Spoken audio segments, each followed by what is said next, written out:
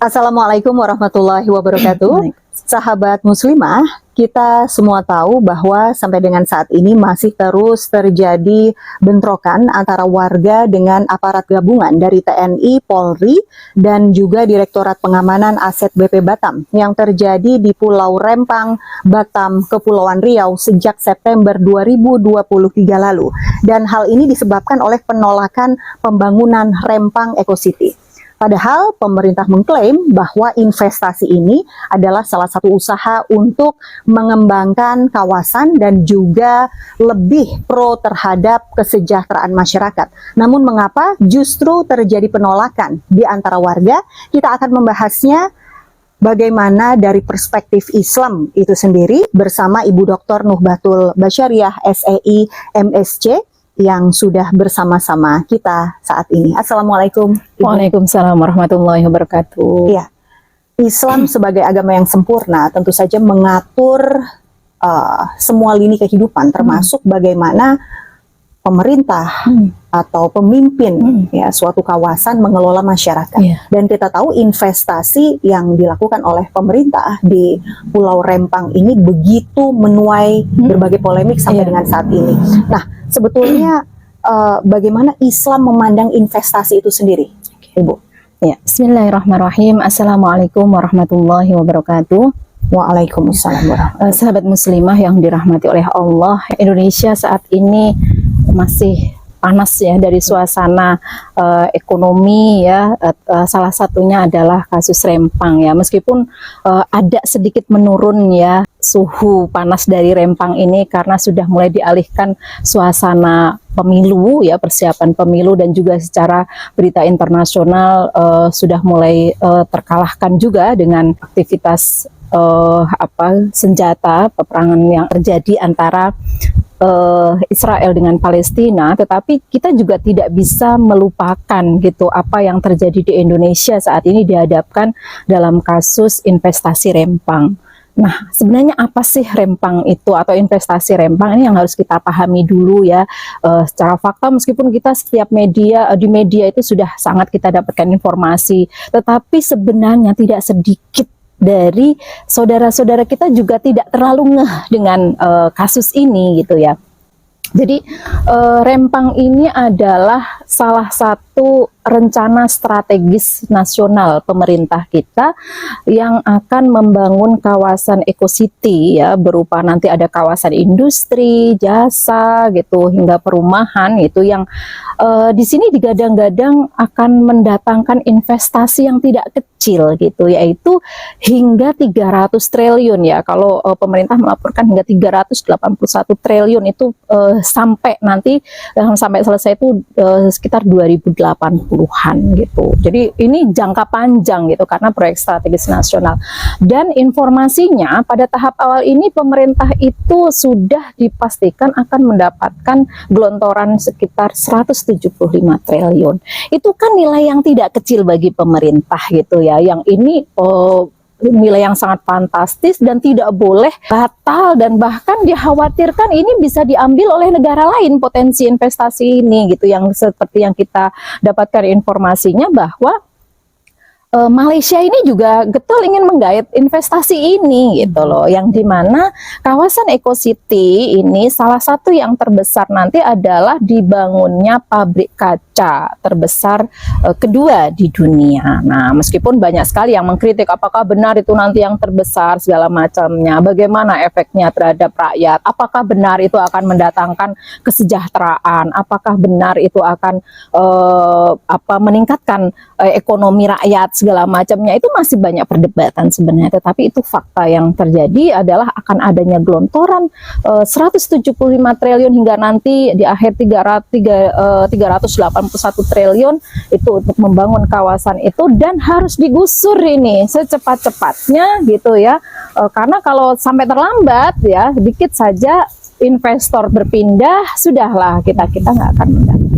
Kalau Ibu melihat mengapa harus Rempang, apakah ini ada hubungannya dengan sumber daya alam yang juga ada di sana? Karena tadi yang mau dibangun adalah pabrik kaca. Pabrik kaca, iya. Jadi menurut informasi memang kawasan Rempang ini ya di Kepulauan Riau itu tadi ya sekitarnya itu memang memiliki potensi sumber daya sebagai bahan baku dari kaca itu ya pasir kuarsa dan sebagainya itu berlimpah di sana dan itu menjadi potensi besar. Nah, selain itu juga sebenarnya kalau kita lihat sejarah secara politis gitu ya, tentu kita juga menyayangkan ya ketika Rempang ini kan kepulauan di luar Indonesia ya, yang ini sebenarnya potensi besar bagi Indonesia sebagai garis pertahanan segala macam. Sebenarnya kita tidak boleh sekedar melihat ini dari sisi ekonomi saja gitu, apalagi kalau kita lihat ekonominya nanti tidak akan lebih besar memberikan kesejahteraan atau peningkatan ekonomi bagi masyarakat setempat. Wong nyatanya mereka terusir, bagaimana bisa mendapatkan kesejahteraan gitu. Justru yang tinggal di situ tuh harus geser, harus pergi dari situ. Nah, ini yang kita khawatirkan itu adalah ekonomi warga yang terdampak ini gitu, dimana meskipun mereka itu istilah dijanjikan gitu akan dikasih uang ganti gitu ya, kemudian dikasih uang makan sementara, dikasih hunian sementara, tetapi semuanya pada posisi yang tidak pasti ya pada kehidupan selanjutnya. Ini yang kita khawatirkan gitu ya. Belum lagi kita bicara nanti di ekonomi Islamnya ya, kan kita akan melihat sebenarnya seperti apa sih pandangan ekonomi Islam tadi ya, kalau Mbak Ica bilang tadi tentang pandangan ekonomi Islam, maka kita akan melihat di dalam ekonomi Islam itu ada 3 pilar ekonomi yang harus ditegakkan, ini saling terkait dan tidak boleh istilahnya itu dibolak-balik posisinya. Yang pertama itu adalah tentang pilar kepemilikan. Jadi di dalam Islam ada 3 kepemilikan yang harus ditegakkan, yaitu kepemilikan individu, kepemilikan umum, dan kepemilikan negara. Nah, kasus Rempang ini adalah di mana di situ adanya kepemilikan individu yang akan diambil alih secara paksa atas nama negara, dan itu bertentangan dalam syariah. Kenapa? Karena kepemilikan individu itu adalah hak yang diberikan oleh Allah, oleh syariah ya, melalui hukum syara itu adalah kepada individu pemiliknya itu berhak ya untuk memanfaatkan dan mengembangkan gitu, mau dipakai hunian atau mau dipakai, itu adalah hak individu, dan penguasa itu tidak boleh mengambil alih secara paksa, karena peralihan kepemilikan individu hanya bisa terjadi sesuai dengan hukum syara, yaitu jual beli atau syirkah. Nah, jual beli pun juga harus terjadi ridho sama ridho, saling ridho kan gitu. Jadi dikhawatirkan gitu kalau ini terus berlanjut gitu ya, proyek nasional ini bukan hanya tadi konflik struktural ya antara rakyat dengan pemerintah gitu, tetapi juga pelanggaran hukum syara dalam hal ini pengambil alihan secara paksa kepemilikan individu gitu, yang dimana gitu ya kita pernah mendengar kisah sahabat Umar bin Khattab gitu ya. Pada masa kepemimpinan Umar bin Khattab ada kisah yang sangat menarik dan sangat relevan dengan kasus Rempang ini, adalah adanya gubernur yang ada di Mesir itu ingin membangun masjid gitu ya, dimana masjid ini kan sarana umum ya, untuk fasilitas umum, dan kebetulan tempat yang akan dibangun masjid itu harus menggusur tanah Yahudi gitu. Itu kebetulan sekali gitu ya, yang dimana ini bukannya diganti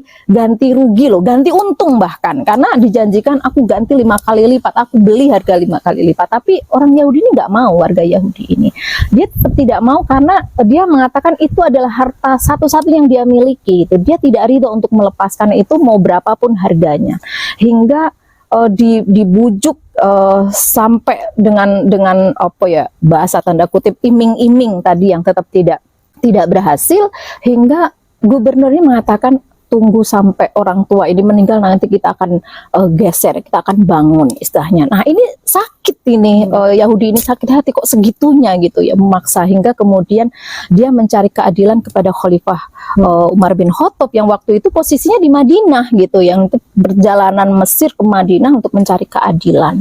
Dan ketika sampai kepada Umar, kemudian dijelaskan apa yang menjadi kasusnya, kemudian dibawakan tulang yang digaris itu ya contohnya itu, dan enggak, saya minta keadilan kok dikasih tulang kan gitu ya. Maka keadilan yang kau minta itu ada pada tulang itu, hingga tulang itu diberikan kepada gubernur Mesir itu, dan bergetar hati gubernur Mesir itu, yang dimana di situ keadilan itu garis lurus itu yang harus ditangani, dan sampai saat itu kemudian diputuskan untuk membongkar. Artinya tadi apa? Dalam ekonomi Islam gitu ya, mau dia atas nama mau atas nama fasilitas umum untuk kesejahteraan rakyat, tapi kalau individunya yang memiliki hak atas tanah tersebut itu tidak ridho, ya tidak boleh gitu. Itu tetap melanggar hukum syara. Itu. Jadi tadi bagaimana sih Islam memandang itu, kemudian bagaimana tentang rempang tadi, dan bagaimana yang terjadi di rempang itu sendiri, itu bagian dari melanggar hukum syara dalam hal ini kepemilikan. Nah, sedangkan investasi itu adalah pilar yang kedua, yaitu pilar pemanfaatan dan pengembangan harta gitu. Pemanfaatan harta dan pengembangan harta itu bisa dilanjutkan ketika status kepemilikan itu clear, jelas gitu ya. Ini punya siapa, punya individu, ya individu yang berhak. Ini punya siapa, punya masyarakat umum atau menjadi kepemilikan umum, ya umum yang berhak menetapkan atau memutuskan. Dan ketika itu memang kepemilikan negara, ya negara punya kuasa itu untuk menjadikan harta itu untuk apa gitu ya. Jadi investasi ini jangan sampai hanya sekedar tadi 175 triliun atau 300 triliun gitu. Apalagi kalau kita baca dari pandangan beberapa ahli yang mereka juga mengungkapkan nilai 300 itu tidak sebanding kok dengan apa yang akan didapatkan gitu. Sebesar apapun dia, sebenarnya adalah dampak negatifnya justru akan lebih besar. Nah, ini kan yang sangat disayangkan sekali gitu ya, Mbak Ica. Artinya, Ibu, menurut sistem ekonomi Islam, investasi di rempang ini termasuk investasi yang dilarang. Yang dilarang gitu ya. Jadi selain dia melanggar hukum syara dalam hal ini, hukum syara dalam hal ekonomi ya, dalam hal pengelolaan gitu, juga dalam hal muamalah, interaksi gitu ya.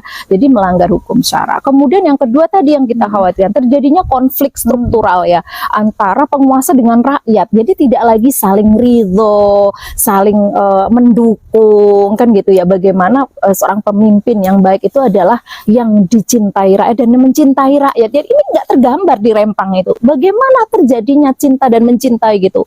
Penguasa dengan semena-mena menggusur, menghancurkan rumah-rumah rakyat dan memaksa mereka pindah di saat mereka itu belum ridho gitu, hingga mereka menangis bersedih, mereka memohon keadilan kepada siapa gitu. Jadi kemudian juga selain tadi ya melanggar hukum syara, terjadinya konflik struktural pemerintah dengan rakyat, juga ini dikhawatirkan ini kalau dilanjutkan, apalagi investasi asing ya, ini yang terutama besar, meskipun ada gabungan investor lokal dan asing, tetapi asing sangat dominan sekali, dan ini dikhawatirkan bisa membahayakan ketahanan negara, kedaulatan negara. Ini yang paling kita khawatirkan gitu. Jangan sampai atas nama investasi kita tergiur dengan investor gitu, yang kemudian kita menggadaikan kedaulatan negara dan ketahanan negara.